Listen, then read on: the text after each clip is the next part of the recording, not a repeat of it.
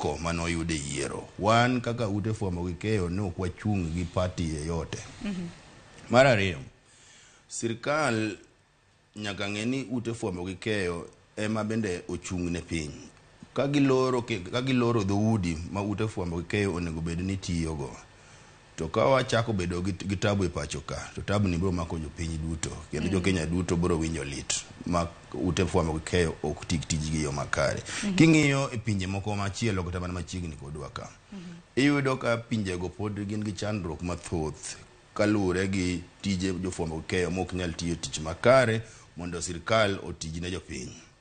To Kenya ka iyudo ka wan mbele nikech ute fwambo gi keyo otegno kendo osechung' motegno ka ng'iyo weche mag telo makare e pacho ka.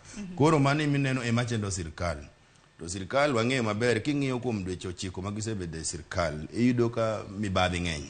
Iyudo ka wan gi badhi mar sukari manawacho ni sani yudre ni sani jo-Kenya sukari mwamadho ne en sukari moro mane onego bed ni ipuko kata iloso godo gigo miloso godo kong'o.